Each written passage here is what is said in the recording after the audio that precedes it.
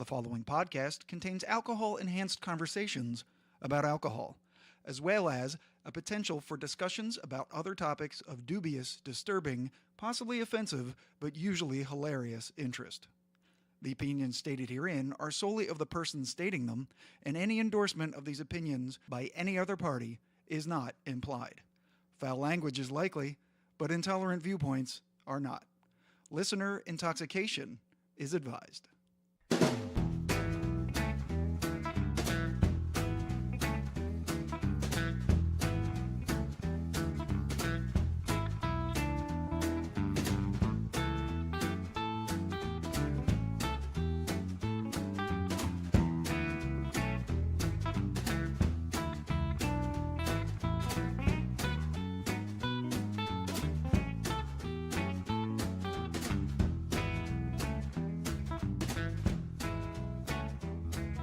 Hello and welcome to the 5th episode of the Whiskey Tangent Podcast. I'm Scott. And I'm Ed. And today we thought we'd explore a different side to the whiskey culture, namely whiskey-based cocktails. And Ed is going to tell you which cocktails we're going to make tonight. Thanks, Scott. Yeah, one of the fun ways to drink different bourbons, rye whiskeys, and the like is in different cocktails. And today we're going to look at three of the most popular ones. Two have been around for a long time, the Old Fashioned and the Manhattan. And we're also going to take a look at a new up-and-comer that's becoming a lot more popular, the Boulevardiers. Very good. You said it right. I'm very proud of myself. Awesome. So we're going to start in the order that they were created. And the reason we had this idea was, our last podcast, we compared Eagle Rare 10-year with its brother on the label, Buffalo Trace. Younger brother. Right. We talked about how Buffalo Trace is about 4 years and Eagle Rare, of course, is 10 years. And the Eagle Rare drank so much nicer and smoother that we killed that bottle and we had pretty much the majority of the Buffalo Trace left. So I said, hey, I know for the next podcast, I said, let's use it and do what we're doing today. Let's make Old Fashions and Manhattans and the Boulevardier. And we did. And we'll use one bourbon as like one whiskey as a constant that we can kind of compare the cocktails. So that was the plan. But that was 2 weeks ago. Yeah. And so we drank all the Buffalo Trace. Practicing. But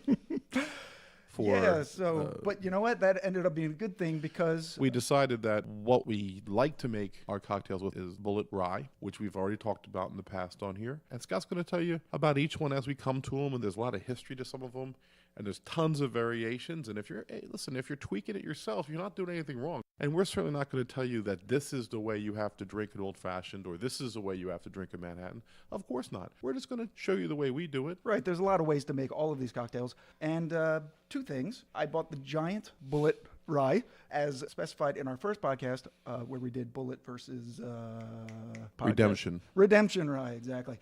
And it was $49. For the 1.75, the half gallon of Bulleit Rye for $49. The big bottle. It's a double bottle with a little extra to make you feel good. Yeah, it's like 2 1/3 of the regular bottle. Exactly. Yeah, it's amazing. And the second thing we have is we have a guest tonight. We do. Our friend Gabe is here. He's a whiskey connoisseur in his own right, and one of our best drinking buddies from back for the last couple of decades. Gabe, say hi to the people. Hello, everybody. Hey, Gabe, what's up? Nice to be here. And Gabe's worked in the industry as well when he was younger. He was a bartender at a wedding reception hall, so he's seen all types of people on the post-drinking experience. As any wedding bartender can tell you, he has a plethora of stories I'm sure that he could share down the road or tonight. But he's going to help, give his opinion on the drinks and what he thinks of them. And maybe help us make some. We're not really sure about the format of how we're going to do this because we only have 2 microphones. We're a small-time operation here. We're just going to... We just didn't think about getting another mic. I mean, we certainly just, we could afford a third mic. Well, we could have. Yeah, we'd have to get a splitter and put it in the thing because our sound thing doesn't have enough holes. I always put them in the wrong holes anyway. Oh, God. Anyway. Round 1.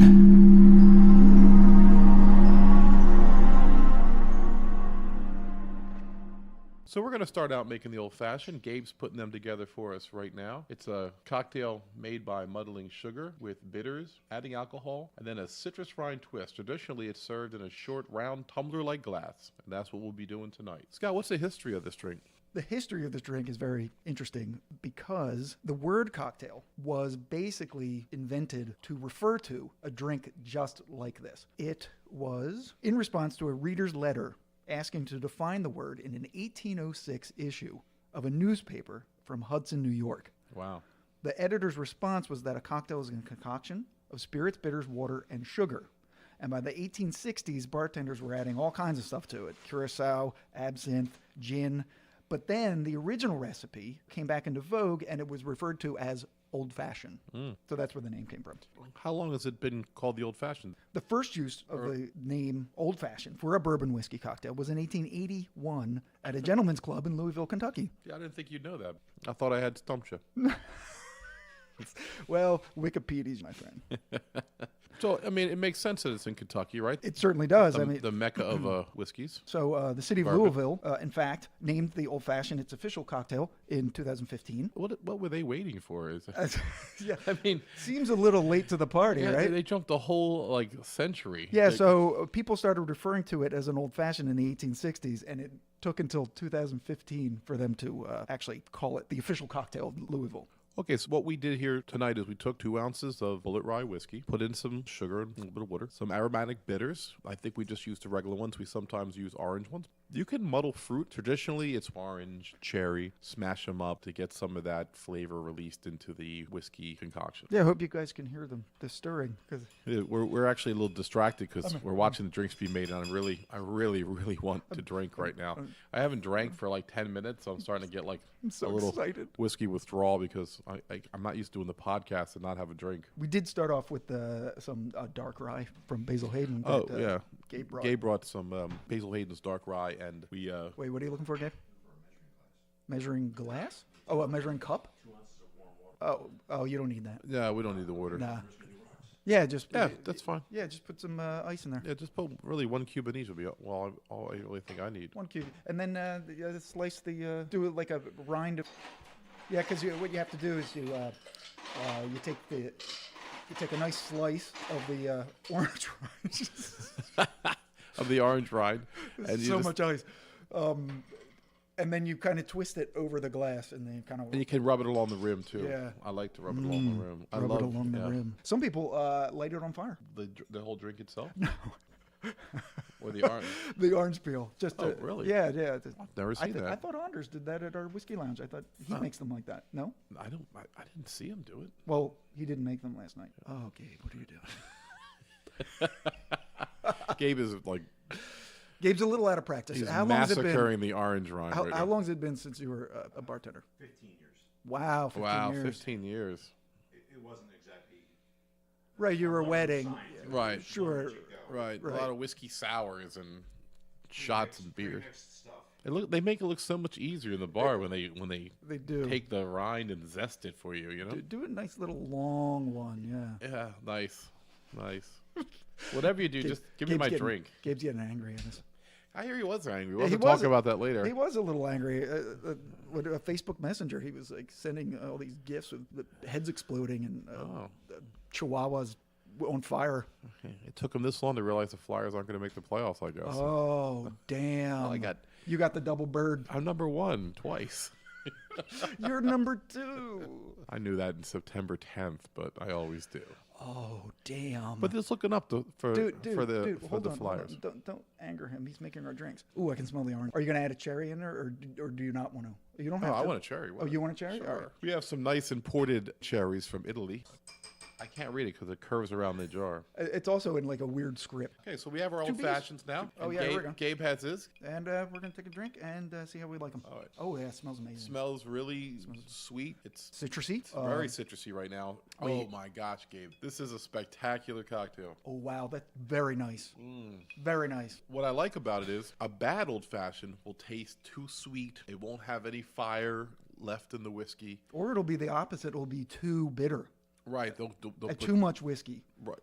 Or First of all, alcohol. you know that you can't have too much whiskey. That's not, that he didn't Well, mean that, but the a bad cocktail ratio is a bad ratio. Sure, the cocktail it's a balance. You need to have the balance of the bitters and the sweet and the citrus. That's what a cocktail is. It's balancing out the alcohol flavor. Because remember, when cocktails were made, whiskey wasn't that great, right? Like Right. whiskey, Right. The whiskey reason- today, like we are in just a renaissance of whiskey right now, and just so much good whiskey. Back then, if there was a good whiskey, you might not be able to get it. I And most completely whiskey agree was- with you, though, that they probably made cocktails because the whiskey was so much just fire back then. It wasn't probably as smooth. I mean, I don't know this. I wasn't there, but I'm guessing that there was a lot of There's a lot of bad alcohol, and younger, possibly with immature like whiskeys.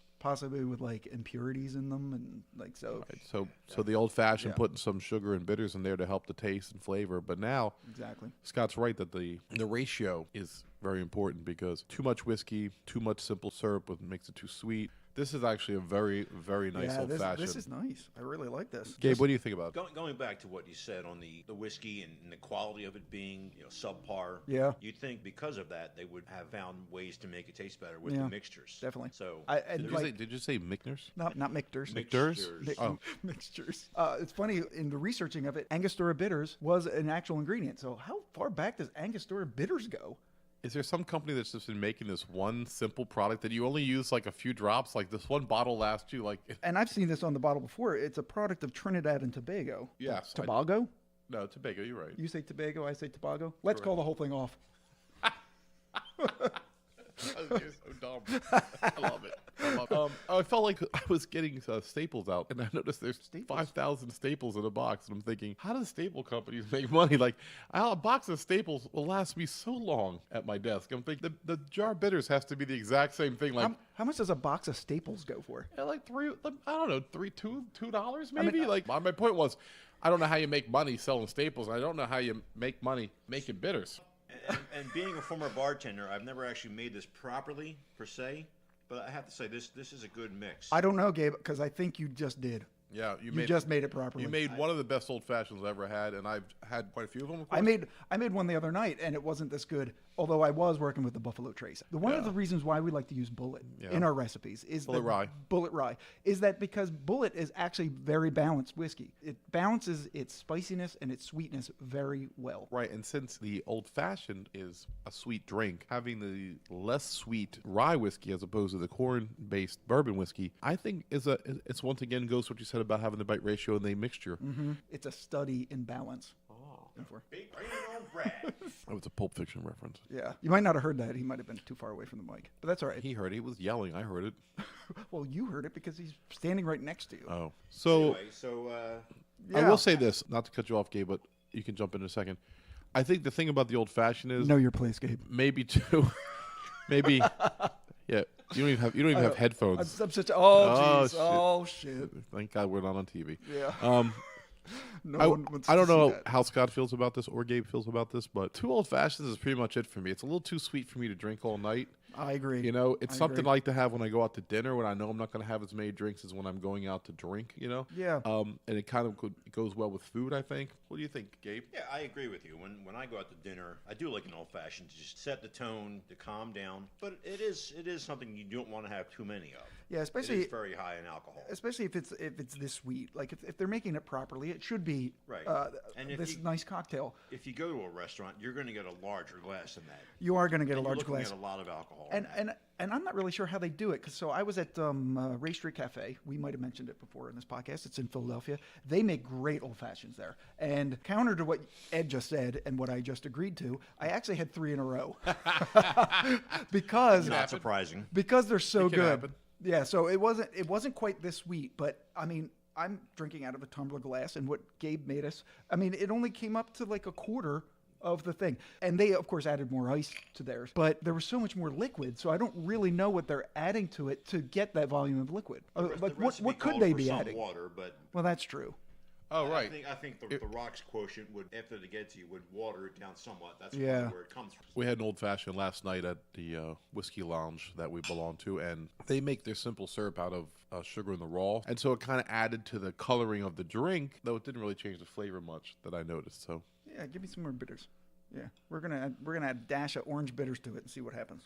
that's radical halfway through. I don't endorse that at all. I'm not doing that. A little on the edge. We just spent 10 minutes talking about how important the goddamn ratio for a drink is, and you just throw bitters on the middle of a drink. Well, this is a good segue into the modifications that you can make to an old fashioned. So people in the Midwest make a brandy version, and they call it the brandy old fashioned. Wow, they went way out there. Wow, they're very smart in the Midwest. Yeah, Wild in the they are Midwest, not. aren't They are not very smart in the Midwest. God bless Oh them. no! Hey! We might have one fan in the Midwest. Flat, I didn't plain say they're wildness. not. I did not say they're unsmart, but you said they're very smart. Living, Well, I was being facetious. living in a tremendous flat plain where tornadoes and God hates you. I don't understand why you would live in like Oklahoma or Kansas. It doesn't make any sense to me. We lived There's in nothing out there. When I was You did not live in Oklahoma. I did. And I didn't know that. Shut the. front door. I don't know what the hell's going on tonight. No, so my dad was in the Air Force and we Oh, moved around shit, that's a right. lot before I was 5 years old, and we lived Explains a lot. we lived in Oklahoma for a couple months, and my mom tells a story that hail the size of softballs were falling out of the sky, and so my dad went out with his friend because he was in his 20s. So if you imagine yourself in your 20s, look at the softball size hail, I'm going to go get some. 31 tornadoes were cited in a single storm. I mean, that's just terrifying. I hope that this podcast gets so popular that I just pissed off hundreds of thousands of people around Topeka. All right. I don't think that's going to happen, but if it does, my bad. But you know what I'm talking about because you live there. It's flat and it's full of very nice people and tornadoes. So the other way to modify whiskey. Sorry to save the podcast. Save it from what? Save it from hatred. Of Topeka? This is the guy who just went off on Girl Scouts last week. Did we mention that we could muddle the fruit? Did we? Yeah. We did do that. Right. I mentioned that briefly, but well, what's interesting about the muddling the fruit in this particular cocktail is that it didn't start to the 90s. Like they didn't start doing that until the 1990s, and I that's feel like I saw that when I was younger than that. Is that true? Because you'd think they started it's somewhere and it's got it from somewhere. it's Wikipedia true. Yeah, so we're trying to say that nobody for 100 years put some fruit in the drink. Oh, I'm not saying that, but In Oregon I don't think it. somewhere that someone had to How think about of how why about to do it. how about it didn't become popular until What then? about the high thinkers out in Topeka? Maybe they did back in the 30s or something. No, they got swept up in a tornado. While they were doing their brandy with their brandy old fashions. No, they're in Oz now. So let's Let's wrap up the old fashioned. listen. If you just want to take a typical teaspoon of sugar, maybe a splash of warm water in there, the whiskey, a cherry, dash of bitters, stir it up right in the glass. You don't have to be fancy with it. You don't think, I don't have any simple syrup made. I can't make it old-fashioned. Of course you can. So now we're going to take the time to shift gears and go into making my favorite whiskey cocktail, which is the Manhattan. Round 2.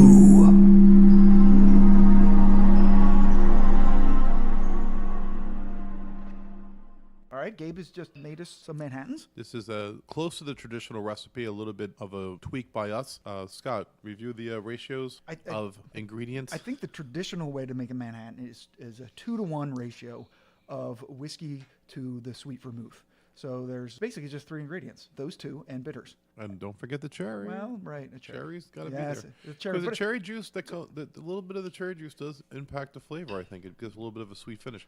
Yeah. We're using the traditional Martini and Rossi sweet vermouth. Each one has about 2 ounces of Bulleit Rye, and we used an ounce. Is that we used the traditional ratio? Oh, no, we actually did 4-to-1. All right, so we did 4-to-1. So, right, for 2 ounces of whiskey, we used a half of an ounce of vermouth. Right. I actually like even less than that, but I was willing to compromise for the sake of Scott actually does an 8-to-1 ratio. Usually, if we're drinking just the 2 of us, he'll put 8 shots of rye whiskey in there to one shot. to of one the, shot of the vermouth, yeah. which and that's a double, and that's a good sized drink, and we don't really need anything after that. what we do anyway. But the reality is, that's Right. I we like. don't need it, but we I do. argue for a little bit more vermouth than that. Yeah, you And do. the traditional, like we said, is 2-to-1. A bartender friend of ours that we respect his opinion a lot says he goes 2 to 3/4 of a shot. So it's there's a lot of play in that. So we're drinking these in glass. Yeah, the They're a traditional. little fancier. Manhattan glasses tend to be fancy.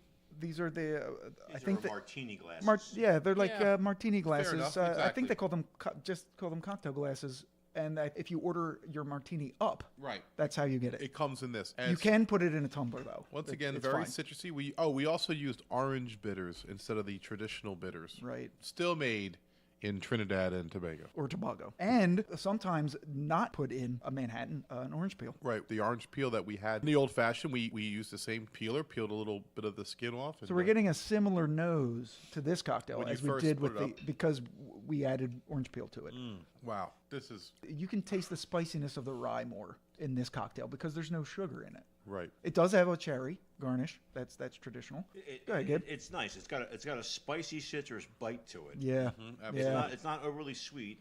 No. As per se. I mean, I think having more whiskey in there would bring it Definitely. to that point of having it more of a bite. Yeah, definitely the old fashioned is a sweeter drink. Never had the rind in a Manhattan either, and it gives it a nice little flavor to it. Yeah, so I think spicy, citrusy kick. Yeah, so we decided that we were going to make a second one. Yeah. Because we made the small, and we'll do my 8-to-1 ratio, and then we won't put the orange rind in. Right. We'll see what that is. Yeah, and we'll see how that works. Can you give us the history of the Manhattan? Yeah, so as you may guess, Manhattans were made in New York City.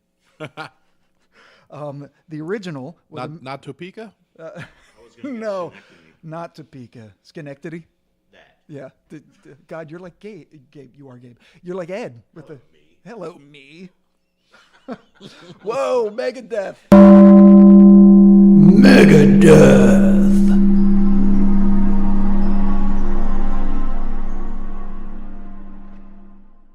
The original was a mix of American whiskey, Italian vermouth, and Angostura bitters during the Prohibition. It was Canadian whiskey because really that's all there was. Take off, eh? There's a version from 1891, so similar to the old-fashioned where they started adding a lot of crazy stuff. They also added gum syrup and absinthe, again, to cocktails called Manhattans in 1891. There are other stories frequently bandied about the origin of the Manhattan. One famous one is it was invented by a doctor for a banquet that was hosting presidential candidate Samuel J. Tilden at the Manhattan Club in New York City. So anyway you slice it, it was made in Manhattan, hence the name. They're traditionally made with rye whiskey, but they can also be made with bourbon or the aforementioned Canadian whiskey. Some are shaken with ice. We stirred ours because that's the traditional way to make it. Shaking something will, add air to it, and I don't think this cocktail needs like a frothy air kind of thing to it. Angostura is a classic bitters, but you can use orange bitters, which we did. Peychaud's bitters. Some bartenders make their own bitters. Some substitute dry vermouth instead of sweet vermouth, or they use both. There are several different variations. There's what's called the perfect Manhattan, which basically is equal parts sweet and dry vermouth. There's a dry Manhattan, which is just dry vermouth. The Brooklyn, which is the whiskey, dry vermouth, and a maraschino liqueur. A brandy Manhattan. Cuban Manhattan, dark rum. There's a blonde Manhattan, moonshine. Rob Roy, classic cocktail, is the same thing as a Manhattan. Scotch, right? There you go. One more. The Tijuana Manhattan. Now you got to guess what the alcohol is in the Tijuana Manhattan. Tequila. Yeah, there you go. Thank you. See, you're not that drunk yet. But Tijuana. Do you want a Manhattan? You know I do. Tijuana Manhattan. Don't. Angostura bitters, by the way, I have a history. It was invented by a German fellow, Johann Gottlieb Benjamin Siegert. Wow. 1796 to 1870. He was a surgeon general in Simon Bolivar's army in Venezuela. He began to sell it in 1824 and established a distillery for that purpose in 1830 before moving it to the port of Spain in Trinidad, where it still is today. Wait, what year was that? Oh, he moved it in 1853. Wow. No, So, I'm sorry. 1875 is when the plant was moved to Port of Spain, Trinidad, and has been there ever since. right.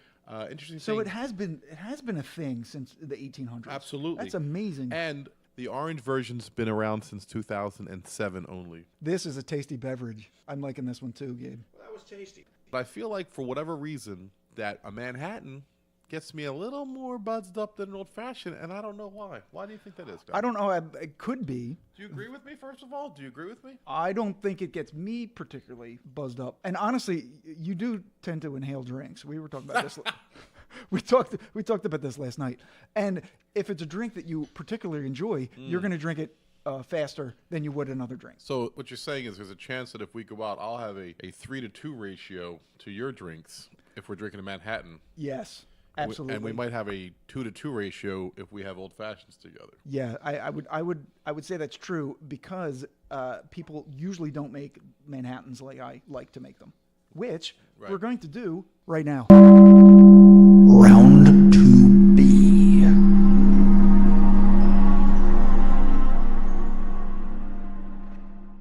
Okay, so we made a second Manhattan with the ratio. Second Manhattan. Yeah.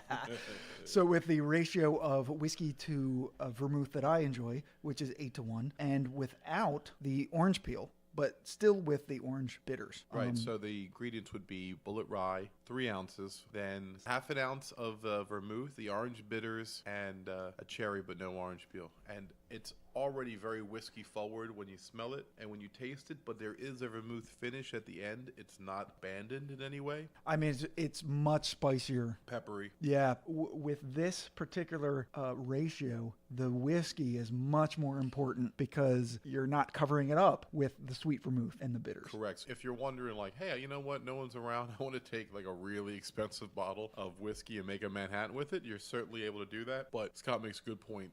It's a time like that you want to dial the vermouth back a bit and let the whiskey kind of just, stand forward in the drink. And like I said, it still has a vermouth finish. It's still in there. You taste it. And it still has the cherry in it. Let's not forget. And I mixed some of the cherry juice in there. So I don't know. What do you guys think? Which one do you like better? I mean, I know which one I like better, but that doesn't necessarily mean Gabe, it's everybody's thing. It's still very good. It just has a considerable more amount of heat to it. Mm-hmm.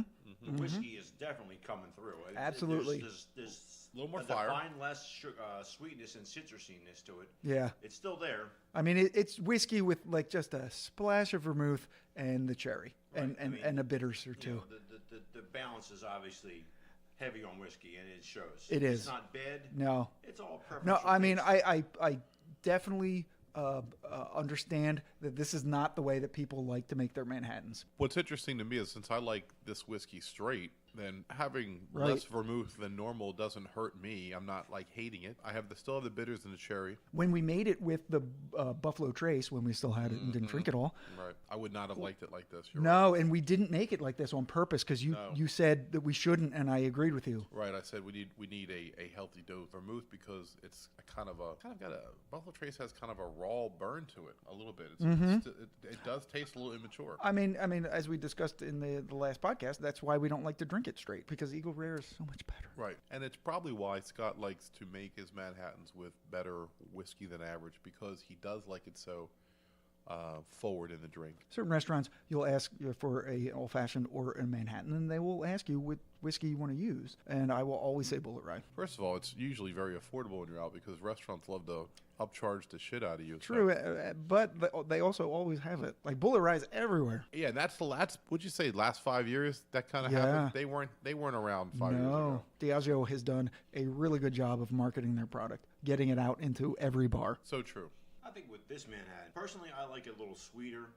It's nothing wrong with it, but like you said, it's all. So you like the first one? Preference. So you like the one you made? Interesting. I like that one too, though. I like Gabe's version. No, I mean I agree. What Gabe made was amazing. It was fantastic. I want to be clear about something though. It's still Bulleit Rye with a little bit less vermouth and a cherry and some bitter. It's still delicious to me as it is right this minute. Right. But it's basically my Manhattan, the same. I like to know I'm drinking a Manhattan. Yeah, it's basically the same drink. It's just about the proportions that you like. I think if you're going for a Manhattan, you want to get a little more sweetness. There's nothing wrong with your drink. And really, we just made this because we want to drink. And there's nothing wrong with that either. Now, but if you're going Manhattan, I think you want to get that sweetness from the vermouth. Yeah. If you want to taste the whiskey, there's absolutely nothing wrong with just a Bulleit on the rocks. Yeah. That's where your drink tends to lead to. Yeah, and I think the addition of the extra citrus in yours actually made it more palatable to me because otherwise I'm not sure I would have liked it as much. So I think that maybe masked a little bit because there's something about the whiskey combination of the sweet vermouth that I don't like. So the less vermouth, the more I like it. So the orange wine kind of balanced things. I think so because what you made was perfectly fine. If I had that at a restaurant, I would said that was a great Manhattan. I liked it a lot. Now, my uncle and my cousins down the shore, I think I have the story right. They were in New York City, and they were eating at Del Frisco's, which is a famous steak place up there. And they ordered Manhattans, and they have their own version there. And instead of using straight, normal, traditional Martini Rossi sweet vermouth, they had 2 different other versions of vermouth, like their wines. And they had Was one of them dry? Yeah, like a dry and a sweet combo. Yeah, yeah. And they had a strawberry shrub that they used Get out. to add some sweetness to it. And so they got the recipe, and they go to town down the shore making it. We'll make the traditional one with Martini and Rossi, sweet vermouth, but then we'll make what we call, it's called the Queen. So it's a particular version of Manhattan that you guys like to make. Right, it has bitters, and it has 2 different vermouths. Now, do you use orange bitters or regular bitters?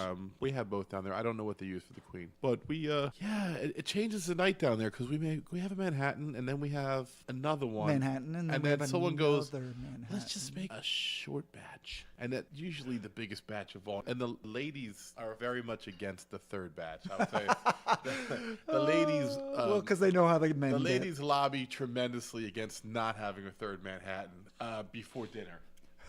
Before dinner. Because this is the shore, right? So you're down there, and well, you got nothing else to do and nowhere else to go. So you get back from if you're going to the beach or fishing or whatever, and we like a little dark and stormies on a hot day down there. Little Gosling's dark rum. Dark and Stormies are one of the best from cocktails. Bermuda, and some ginger beer, a little lime in there, and a splash of Coke on top, just for the record. So, Gabe, do you like the Dark and Stormies? Oh, yeah. Dark and Stormies are delicious. That'll start at 3. Then, like 5 o'clock, we'll slide into Manhattan time. Someone will be like, hey, let's make a batch of the Queen. And then, wow. Because it just changes your whole mood. It just takes you like, you're over here now. I mean, the transition from the Dark and Stormy, which is very Caribbean, sweet, dark rum, and the peppery. Ginger, the spiciness of the ginger and the lime. I mean, it's so good. And delicious. Just the transition from that to this. Yeah, and it's actually really interesting. It is. It's fabulous, and it lets us know that we're now getting serious about our drinking. Right. Before we were on a tropical island, we were having fun. And now we're just drinking, bitch. What we're hoping is somebody brings some nosh out, like some cheese and crackers, something to stem the tide. You mean like the whole tub of hummus that we just fucking housed? We ate triple layer hummus. Yeah. While we made the last batch, we ate most of an Italian hoagie and a whole tub of hummus. Gabe, tell us how many ounces that was that we just ate in like 10 minutes. With pita chips and regular tortilla chips. It was a triple layer of hummus. I'm going 8 ounces. Maybe. What we have here is a Trader Joe's 3-layer hummus, traditional, Trader Joe's. cilantro, jalapeno, and spicy, weighing in at a healthy 12 ounces. Oh, 4 ounces each. Right, So 4 ounces of hummus. Yeah. So we have 3 ounces of. I'm drinking 3 ounces of whiskey with 4 ounces of hummus. With a couple of pita chips. And some bitters. Yeah. That's a good cocktail. Yeah. The hummus cocktail in stores near you. We'll edit this out. No, we won't. Maybe. You're not the boss of me. Fuck Topeka. So just you guys have against Girl Scouts? You're just out of control. Oh, by the way, Gabe brought Girl Scout cookies. Thanks a lot. One of my favorite. Yeah, thanks a lot, Gabe. Exactly. Delicious shortbread cookie with a little chocolate on the bottom. And I refuse to have one. It's like a Tim Burton movie. I will not watch it. I had Scott's share cookies as well, and you are welcome to them, my friend. Scott hates Tim Burton the way I hate prostate exams, and oh, jeez, my goodness. Except I think he hates Tim Burton a little more. No, I will. No, Gabe. Sure, I'll eat another one. Well, I have no pride. I have no pride. Ed will also have mine. That's right. I'm eating Scott's. One of Scott's cookies right now. So we went on a little bit of a rant. Oh, I shouldn't say we. Scott went on a little rant about Girl Scout cookies and last time, the pressure, we did, and how they were like they're diet destroyers in the spring. And we realized that Gabe is the father of multiple Girl Scouts, correct? Yeah, Gabe has 2 daughters. Both were in Girl Scouts, Just correct? one Girl Scout. Well, the other was in brownies or something. She did. The youngest was not. She's in some terrible. The youngest was. Oh, the oldest wasn't. The oldest wasn't. Oh, that's interesting. The youngest was okay. I would have expected the opposite, actually. I know, it's given their crazy. personalities. Yeah. No, I would have thought like a paramilitary group for one. Only the youngest one was part of the Green Beret, La Cosa Nostra. Che Guevara.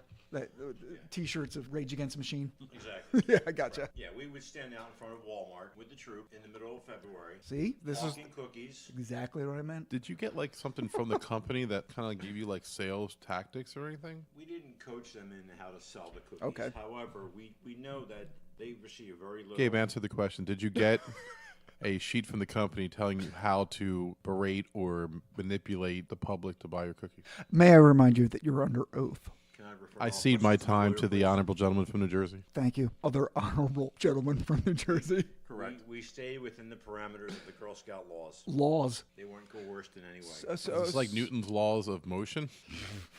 Fig Newton's laws of motion. It's going to come down that the Girl Scouts are actually funneling money into the Russian probe Oh my God. election corruption. Yeah, Allegedly. into the Mueller probe. Yeah, Mueller's going to Yeah. find out that the Girl Scouts were funneling money to the Kremlin and back to Trump's Right, campaign, right. and then right into Hillary's illegal server, and then quickly aging Bernie Sanders to the age of incapacitating him. Yeah, it's all connected. It's all connected to Yeah. the Girl Scouts. It's a vast conspiracy. We're We're like going to find flat out that earthers. the $700 billion of Obama's stimulus package went right to the Girl Scout Thin Mint factory. I feel like we just breezed through like all of our podcasts just in like 5 seconds. The Girl Scouts were unknowingly pawns in this whole operation. That's they right. Didn't know what they were doing. No, they didn't know. They're Make- just girls. That's what I meant. They're being exploited by conglomerates that make They crappy were cookies. awarded And also handsome espionage. for Make their America efforts. cake again. Love it. Okay, so We haven't had another drink yet. so we have a round. to get to it. We got round. So this was round 2A and 2B. Right. So we have round 3 to go with the Boulevardiers, which is a drink that Ed despises. Hate it. So I've had it 3 times. I've had But- 3 different people make it, and I don't like it. But I've you're never gonna had have- you make it, right? that's true. So Scott loves the drink, and he'll tell you all about it. You want to give us the background of the drink real quick before we go to make it? I I mean- still have to finish my Manhattan. So I mean, I looked it up, and there really isn't a whole lot to say how long has it been around? since the 30s, actually. So Shut your mouth. Are you kidding me? I thought it was like a thing. I haven't seen it anywhere until like 2 years ago. Now it's everywhere. dude, I'm telling you, I only learned of the drink like 6 months ago. I was at a restaurant, Trano's, right in Westmont. It's a pizza place, and they have all Right. kinds of like different cocktails and stuff. And there was like I a didn't even know bowl there of- was a bar in there. I thought it was like a BYOB place. No, there's a bar and everything. Oh, yeah. shit. They had a drink on their menu, Boulevardiers, and I'm always looking for whiskey. And I saw, okay, well, you know, beer gives me migraines, so Right. I can't drink dark beers anymore. It's just really sad because I love really dark. We spent a decade drinking beer together. I know, and So it's good to move on to whiskey. Yeah. So I was looking for whiskey, and it's a Boulevardier, and it's like whiskey, vermouth, and Campari, and I'm like, that's interesting, because I know Campari from the Negroni, which is gin, vermouth, and Campari. What? And it's a very bitter drink, as you can imagine. So Campari is it's bright red. I mean, how red is that? liquor I mean, itself. the liquor itself is bright red. It used to be made with like sea creatures or something to get that red. Yeah. So yeah, Making that up. I am aren't not you? making that. It's not. I am not making that up. And it's like there's a fruit called the chinetto or something like. Oh, where's my? This is absolutely ridiculous now. I'm not being part of this at all. No. We're just making, what is it, like a Alice in Wonderland? It's from there. You're just a hater. So I don't, you're just making fruit up now that we don't I know. am not making it up. So chinatto, it's called. So there's a little Mediterranean citrus fruit called the chinatto. It looks like a tiny. No, there isn't. It looks like a tiny orange. It's like No, it doesn't. Yeah, open it up. It's like a tiny orange, and they use the orange peels from it. And as you could imagine, it's pretty bitter. If you ever tasted like an orange peel or lemon zest or anything. Wow, it smells terrible. It actually smells pretty good. It smells. It Okay, smells- thank you, Gabe. It smells like an orange's armpit. And all right, that's not wrong. That's not wrong. No, it's exactly what it smells like to the. If you've never smelled it, ladies and gentlemen, So it Gentlemen. says it's made an infusion of herbs, I feel aromatic like our audience plants, will be like a woodpile. and the Mediterranean citrus called the chinotto. Okay, so the person who created it in 1927 to 1932 was an American writer in Paris who ran a magazine called the Boulevardier. So Okay. he created the cocktail, and that's why it's called that. But honestly, that's it. Like, that's the history of this drink. And why I'm seeing it so much recently, I mean, I read an article talking about how it's the most underrated whiskey cocktail out there. It's like you really owe yourself to drink by this. not me. Written by me. So there are different ones. So there's a Negroni, as I mentioned, which is the gin version. And then there's something called a Garibaldi, which is Campari and orange juice, which I don't know. We could probably try that. But an Americano, which is sweet vermouth Campari and club soda. So that's a pretty light drink. And something called the Clint, which I thought was interesting, which is the vodka version of this drink. And it's named after a Secret Service agent who served under 5 different presidents. The word Boulevardier, when translated to English, means a man who frequents the boulevards. Thus, what it really means is a man around town. Oh, there you go. So that's what the meaning of the word is, Boulevardier. So that's what the magazine meant. It was about someone probably talked about the nightlife or what. Right, sort of like a GQ of Paris at the time. Yeah, so that's what it means. What I know of the French language, Right. that makes a lot of sense, which is almost nothing. I was going to say, what do you know about the French language? Almost zero. So we're gonna whip up a batch of this terrible drink, and that Scott loves, and Gabe's never had it, right? Yeah, no. So this is Gabe's first Boulevardier. Right, so and I'm gonna have the first one that Scott made, and so we're gonna get the gamut. So we're Right. gonna get somebody who loves it, somebody who Scott. hates it, me, and somebody who's never had it before. Gabe. Round 3.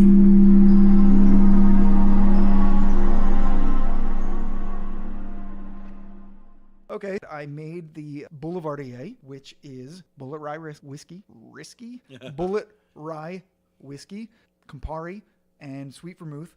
The traditional way to make this is equal parts of all 3. So it's a very easy drink to make. However, you know me, I like a little bit more whiskey in my cocktails. I used half again more whiskey than I did the other 2 ingredients. Right. So it was a shot and a half of whiskey, then a shot of Campari, and a shot of vermouth. Correct. No cherry, no orange, No garnishes, just no some bitters, ice. right? No bitters. No bitters. No, the bitters, the Campari is the bitters. So Oh, yeah. you don't really need it. You certainly Basically, this is a Manhattan with the Campari switched out for the bitters. So Right. you get a little bit more. But a full shot of Campari compared to a couple dashes or 2 drops of Absolutely, because the Campari is not quite as bitter as actual bitters. Like if you use this much bitters, like you would die. All right. We're going to let Gabe go last because he's the neutral set in this. Right. I'm So smelling the Boulevardier. It smells actually wonderful. It's there's the whiskey. There's a sweetness to the smell from the vermouth, and then there's the other smell, which is the Campari, which the way I termed it was an orange's armpit, but covered up by the whiskey and the vermouth. It's actually much more palatable when you smell it now. I totally agree with you, Ed. I mean, it smells like a terrific drink. What do you think, It does. Gabe? It smells great. What's Gabe's opinion? You tasted it already. You shouldn't have tasted it. I'm sorry. You're going out of turn, but that's all right. But smell. The smell. What is the the smell? What do you think of the smell? The smell is not bad. The only thing that pops in my mind, and this is going to sound very odd, it smells like a freshly opened Band-Aid, Oh, interesting. which isn't in I itself bad, like a but latex it's something that popped in my mind as a comparative way to describe it. And having tasted it, doesn't taste like that. Right. It's But that not was the horrible, smell that you got off it. But having never tried Campari, Now, it's funny that you mentioned that because the Band-Aid smell, the It's a- taste like a Band-Aid smells, it's something that I have actually experienced with local young ryes. They have that character to them that I describe as vinyl. Especially like something like Dad's Hat made up in Pennsylvania is one yeah. that he says like that. so I'm not totally off base here. It's a medicinal smell, but it's not Sure. a bad smell. Exactly. And I've had a beer once that tasted like a Band-Aid smells. And it's right, like you said, it's not, especially if it's just a hint of it. And then when you drink it, it kind of disappears. All right, I'm going to try my drink now. Yeah. I mean, it is sweet and you can feel it transition into the bitter. What I would like to try with this drink is half as much Okay. Campari as it calls for, or maybe a Scott-like ratio that he likes vermouth in his Manhattan. 8-to-1 ratio. Like, because it starts out spectacular because it's, first of all, heavy vermouth, which I like and Scott doesn't, and the whiskey, and then it literally changes in your mouth to this very bitter finish. And I don't care for the ending of this drink. I love the drink when it first happens to me. Like when it first comes into my mouth, That didn't sound right. We should probably No, that sounds comes perfectly. into my mouth. Doesn't sound right. It sounds okay. When it enters my mouth, doesn't. Sounds. But I'm not sure you could say anything that would actually sound okay. Well, entered your mouth. when you first came into your mouth. That's I all. don't think the FCC is regulating this. I'm getting a semi right now. I'm just Oh talking my about it. God! So, this close to whatever. The drink is unique. It's definitely worth a try because you might like it. I would suggest dialing back the Campari a bit because it's way too much for me. It finishes very bitter, but yet there's a moment, and I guess that's what I would chase if I was to drink this more. There's a moment when everything is perfect. Like you drink Right. it and you swallow, and there's like a second where you're like, wow. Yeah, And then it finishes like, oh. It's 3 seconds after you put it in your mouth. Like you said, very sweet, and then it's transitioning into the bitter. But right in the middle there, it's like, oh, this is an perfect. amazing Like right thing. now I took another sip. Perfect, gone. I wish this tasted the entire time. Oh. Exactly. So I don't know how to do that. But I'd like the bitter finish on it because I like bitter drinks, and I'm a bitter person. I mean, talk about drinking a drink quickly. I will drink my Boulevardiers as fast as you could possibly suck it down because I keep wanting the sweetness, which only happens when you take a sip. Right. And then in between sips, you're left with bitterness. So you know what this drink is? This drink is alcoholism in a glass. Exactly, because it makes me want to keep drinking to get the bitterness out of my mouth and out of my life, for that matter, damn it. And out of my life. Alcoholics. That's right. Oh, God. We don't use the term alcoholics. That's negative. What do we use? Connoisseurs. We drink with a purpose. Excellent. Not on purpose. I think Ed's suggestion of lowering the amount of Campari that you use by half even. Yeah. So if you used a shot and a half of whiskey and used a shot of vermouth and a half a shot of Campari. I would be intrigued by. I think we need to make one of them like that to see what it. Sure. And then we can all kind of just Yeah, why not? Take a little sample. We of it. did a 2A and 2B. Let's do a 3A and 3B. Round 3B.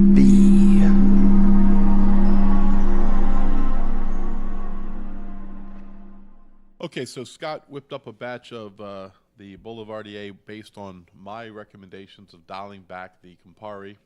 50%. So we have a shot and a half of Bulleit Rye whiskey, a shot of sweet vermouth, and then a half a shot of Campari. So I'm going to try it.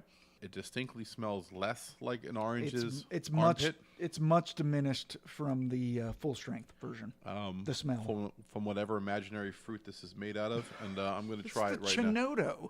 Oh, the I Chinoto. know yeah. I'm not saying I it right. love that. I love when I get like the Neapolitan vanilla chocolate and Chinoto. I know I'm not saying it right. It's Chinato probably. It's Italian. Gabe, you're Italian. You say it. Yeah, I think it was I think Ciao. It's fucking not yeah, right. I think it was brought It's over to just this not country. right. I think the Oompa Loompas brought it over with them. I Well, think. what the fuck with you and the Oompa Loompas already? Just oh my god. Don't question them. I don't like the look of you. Stop hating my drink. I'm going to try the new version right now. I'll Okay. see how it goes. Yeah, try it. Suspense. He's thinking. He's evaluating.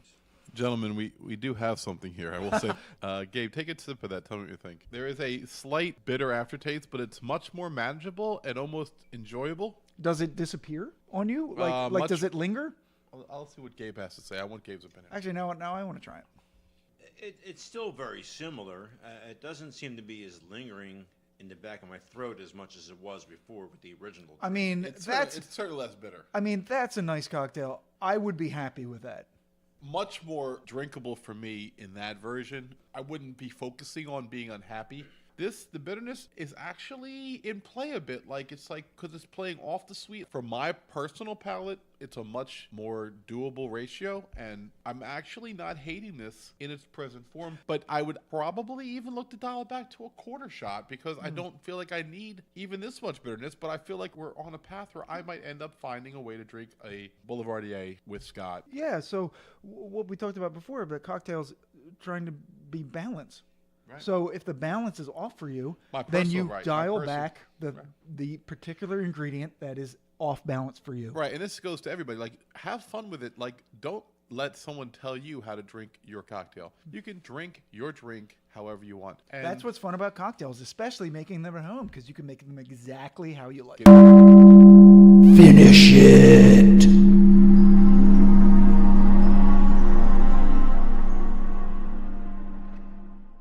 Gabe, any final thoughts on the night? Well, I think this drink has potential, but I think you need to find your happy balance. I still think the lingering effect of the Campari in the back of the throat. You're still feeling it. It's still better, right? It's still there. It's still. I mean, that's the point of drinking a drink like this, is to get that. Right, you must want it. You're and gonna you- want. yeah, You want to want that bitterness. If the bitterness, if you keep having to dial the bitterness back to the point Right. where you don't taste it anymore, well, then this drink is not for you. Right, you might as well Maybe just so. make a Manhattan because you have almost all the ingredients. Exactly, I and that's fine. It's Well, fun but you trying know what? different things. Like I'm not upset that I tried a Boulevardier.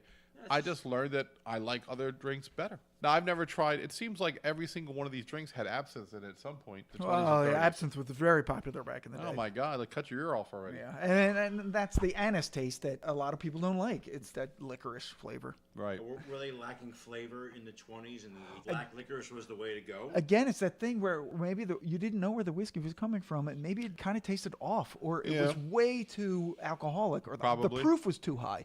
So that's why they made these cocktails, just to kind of dial back all that heat. I mean, there's a whole like rigmarole about it. You put a sugar cube on it, you drip the water, and then it's just a nonsense process to Right. Very make it. bourgeois. Well, Yeah. we'd like to thank Gabe for coming by tonight and being Yeah, our thanks, Gabe, man. bartender and I mean, it drinking would have been partner. it would have been the same without you. Like Absolutely not. It was a great night. yeah. Well, this was a lot of fun. I appreciate you having me here, and I like that you would want to bounce off ideas of whiskey on me. since I Sure, was- and you were a bartender, bartender, and and, you were also a whiskey connoisseur and One of a our oldest friends. Yeah, a longtime friend of ours. I mean, I think I know you longer than I've known Ed. I think that's true. That's true. 89, I think. 30 years. Yeah. Yeah. Wow, holy 30 shit! it years is for you 30 guys, years. and I think I've known Gabe about 28. So it's been a long time that we've been together, drinking many different things, and now here we are, taking our last drink tonight. Thank you so much for tuning in. Whiskey Tangent Podcast signing off. Thanks so much for being with us on our cocktail episode. See you next time.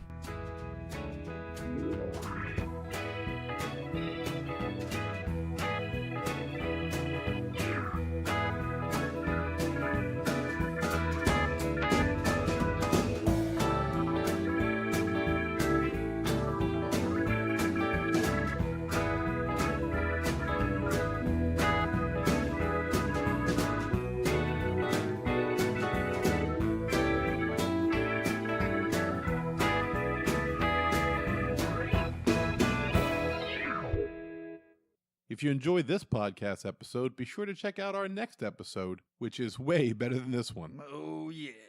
Also, follow and like our Facebook page at facebook.com/whiskeytangent. And follow us on Twitter at Whiskey Tangent. You can follow me personally at That Whiskey Guy. And follow Scott at Giant Cup of Awesome, spelled AWSUM, just to be annoying. Hey. You can email us any questions, comments, or love at whiskeytangent@gmail.com. And of course, you can find us always at our podcast website, whiskeytangent.podbean.com.